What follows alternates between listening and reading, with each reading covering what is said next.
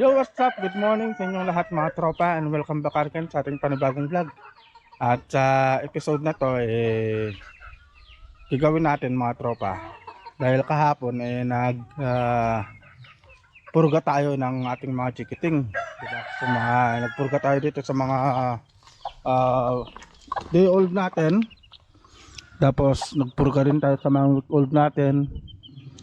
Ganun din sa mga month old natin. So gagawin natin ngayon mga tropa, bacterial flushing naman tayo. So bakit tayo na magba-bacterial flushing? Kasi nga 'di ba nagpurga tayo, so yung mga namatay na mikrobyo ng mga manok natin nasa loob pa ng kanilang katawan. So ngayon kakailanganan natin ng bacterial flushing para mailabas lahat yung mikrobyo na yon na namatay sa mga manok natin sa loob ng katawan ng mga manok natin. So kailangan talaga yon para para mas healthy yung mga alaga nating mga sisiw. Ganun din sa mga manok natin din, yung mga month old sa mga week old. So yun yung gagawin natin ngayon.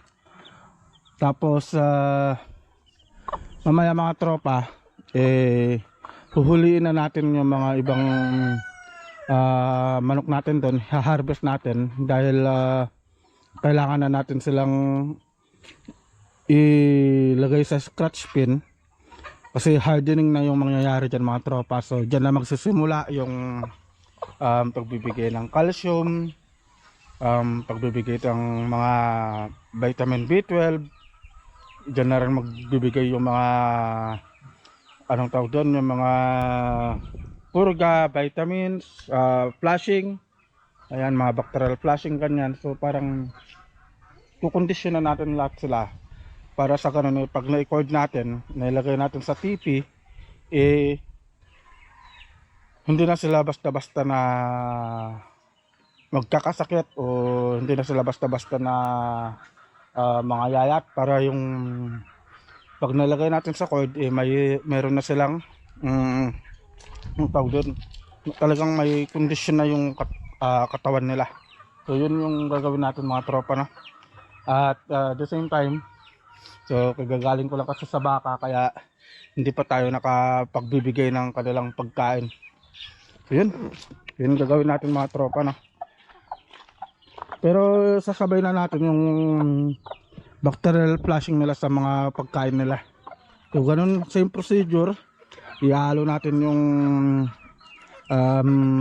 bacterial flushing sa pagkain nila. Pero dito sa mga day old natin, week old na rin pala to, kasi isang linggo na itong mga to, yung gagawin natin, itutunaw lang muna natin sa tubig yung bacterial flushing nila. So yun yung gagawin natin mga tropa na. Right, so yun, simulan na natin ito. Alright mga tropa na. So ayun, kunaran pala ako ng patuka.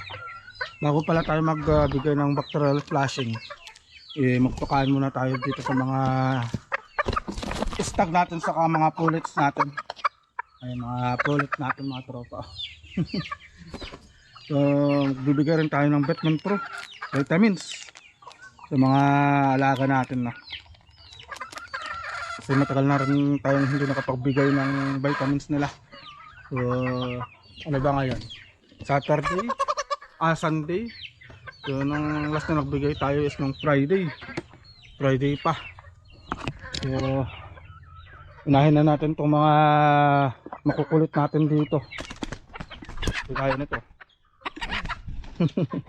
Ito timplahan lang natin itong mga tropa. So binabad ko na rin pala itong patuka na to.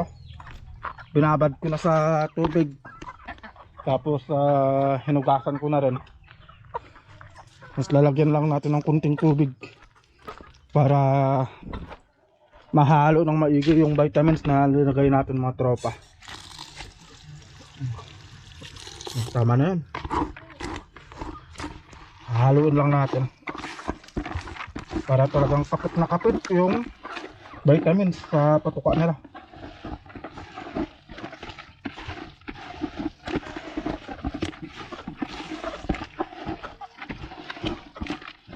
Oh, mga tropa.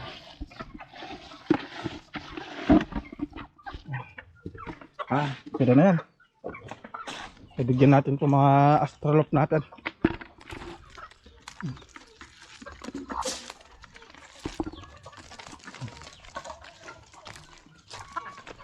Tapos susunod naman natin itong mga stag natin, mga tropa. Dito na sila, nakaabang na. Oh. Gutom na yung maya. Ay.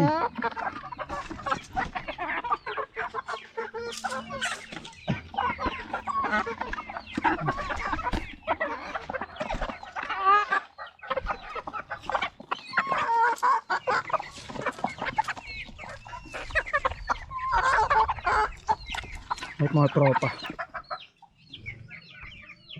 So gaya lang sabi ko, magha-harvest din tayo. So ha-harvest natin yung isa dun, oh. Kunin natin. So huliin lang natin saglit, mga tropa na. Kunin lang natin.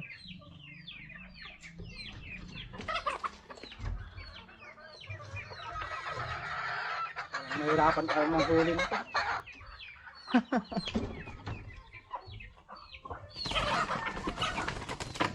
Yun, nahuli din. So ito, mga tropa, ito yung sabi ko na huhuliin natin. So ito pala yung manok natin na Macrae, pero nakakross siya sa tornado hatch, mga tropa. So hindi pa siya sanay na nahahawakan, kaya ganito yung style niya. Ayun sa mga tropa.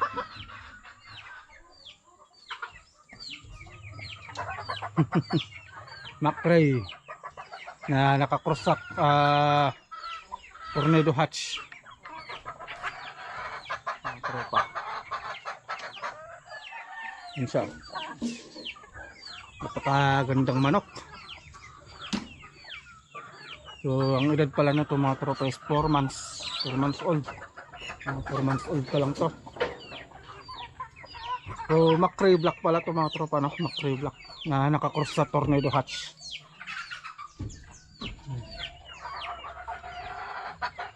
So ito, mga tropa, i-cold lang muna natin para sa ganun pag nakabili tayo ng scratch pin, may ilalagay na natin to.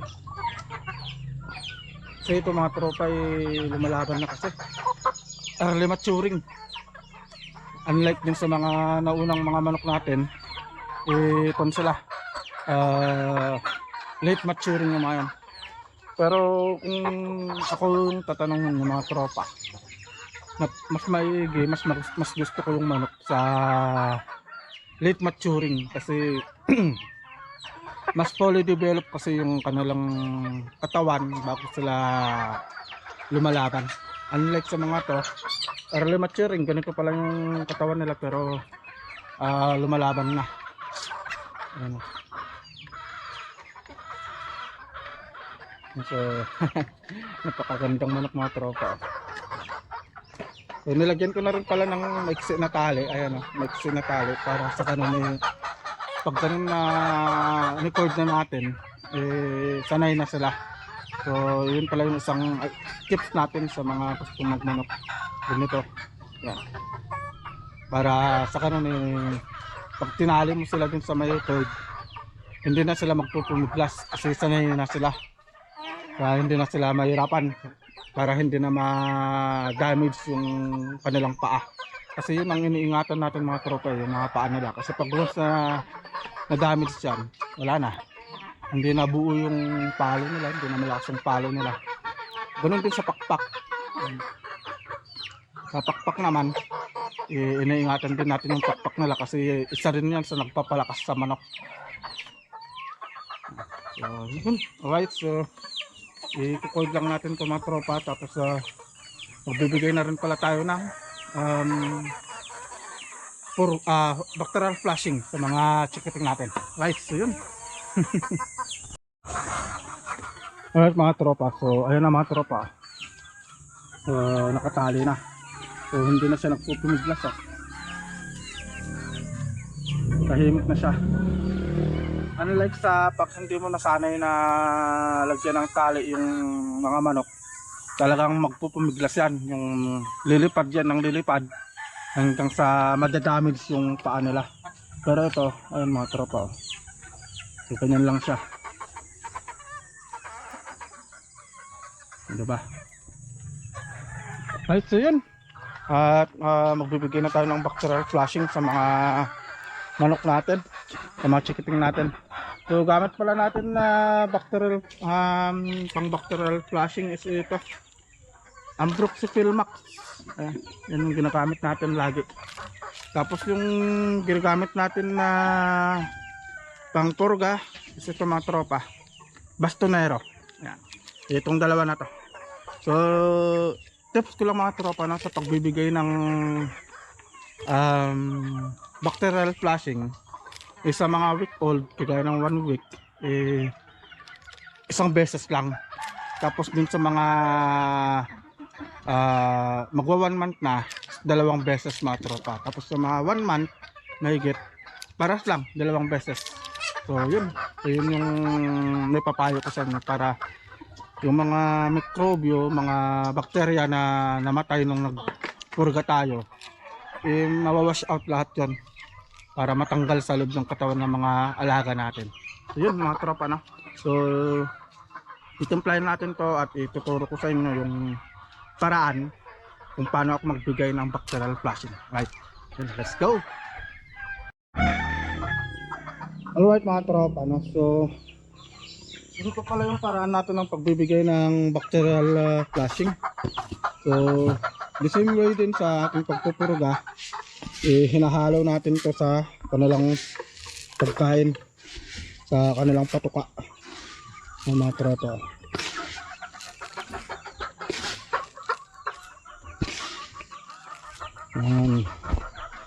Tapos bubuhos natin tong Ambroxifil, Ambroxifil sa pagkain nila, pero huhugasan na muna natin tong patuka nila.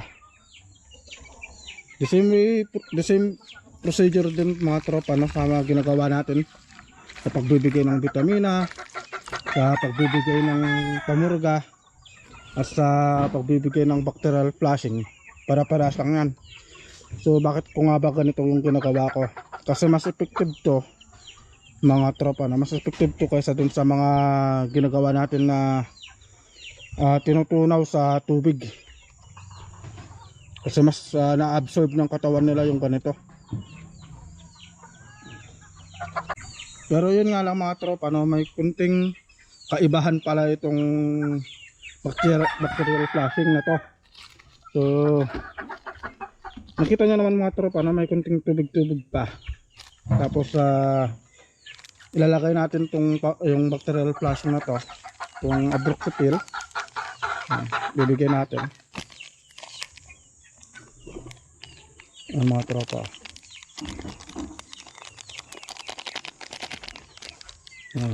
So ganun. Tapos lalagyan natin siya ng tubig. Ayan, oh.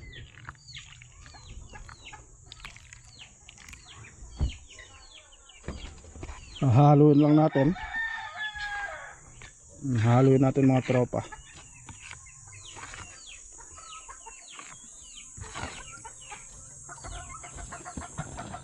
So yan na yung ating natimplang pang bacterial flushing mga tropa, no?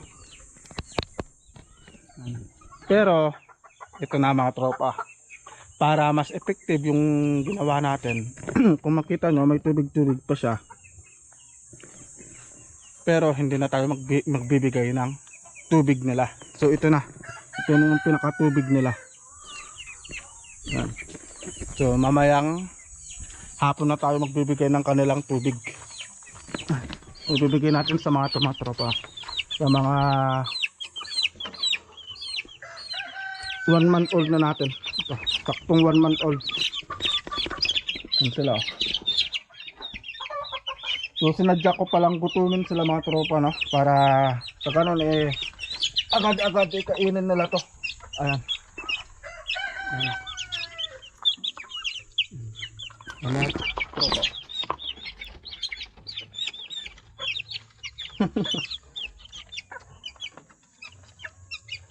Right. So yun mga tropa. So madako naman tayo ngayon sa mga 1 week old natin. Yun. Sa 1 week old natin, ito lang yung bibigay natin. So ganito lang. Ipapakita ko sa inyo mga tropa na. Isang tabo lang yun. Pwede na. Pero yung mga yun, napakain ko na kaninang umaga. Yung mga maliliit natin. Mga week old natin.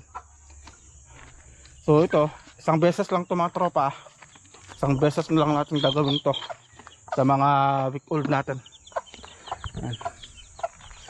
Kagaya ng mga tropa no, sa mga month old natin, gaya ng sabi ko, pag ganun na nagpupurga tayo, first week na last saka yung pinaka saktong isang buwan nila, yun, dun tayo magbibigay ng pamurga saka ng bacterial flushing. Pero yung the rest, kunwari nagbigay tayo ng pamurga sa saktong isang linggo nila, tapos yung the rest na yun ay puro vitamins na yun. Kasi yun kasi yung state ng kanilang mabilis na paglaki, yung time na yon. So kaya ang ginagawa ko, pinabigyan ko sila lagi ng vitamins from 1 week hanggang sa bago sila mag isang buwan. Ayun. So step by step lang to mga tropa. So ito yung day 7 natin. Ay day 8 pala to, day 8 na pala to. Ikawalong araw na nila. So papasilip lang muna natin yung mga siso natin kung gaano na ba sila kalalaki. So ito na yung mga siso natin mga tropa. Kuha tayo ng isa. Ayan. Ayan na sila mga tropa. Malalaki na. Malalaki na sila. Mga lalakas na lang kumain eh.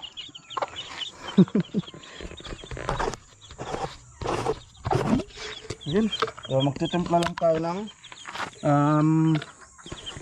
bacterial flushing nila mga tropa no? So hugasan lang natin to. Hugasan lang natin itong mga tubigan nila. Kailangan dapat malinis lagi. Pero ito kaninang umaga nalinisan ko na rin kasi to. Yan. So ganito lang mga tropa. Huwag natin masyadong damihan to. Kunting-kunti lang talaga. Yun, tama na yun. Ganyan lang kunti pa. Yan, nagdagdag tayo. Ayan o. Ganyan lang mga tropa. Ganyan lang karami. Tapos yung tubig. Ayan. Ayan. So ganyan lang mga tropa. Ayan o. Nagkakulay lang yung tubig niya. Ayan. Kasi maliliit pa kasi itong mga tropa no. Hindi pa sila pwedeng purgahin ng sobrang dami. So ganun lang, kunti lang. Bibigay natin ito sa kanila. Tingnan, lalakas na lang kumain, lalakas na lang umnam.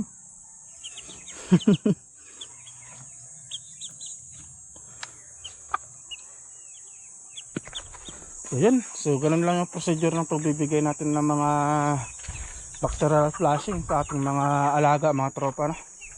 Ayan, welcome sa day 8. At bukas ganun na naman sa mga 1 month old, kasi 2 beses pupurgayin ulit natin sila. Tapos yung mga month old, ayan, mga yung malalaki na natin na month old, mga 1 month and 1 week, yan. Tapos yung mga 1 month natin saka ito. Pero ito okay na to. Tapos na to.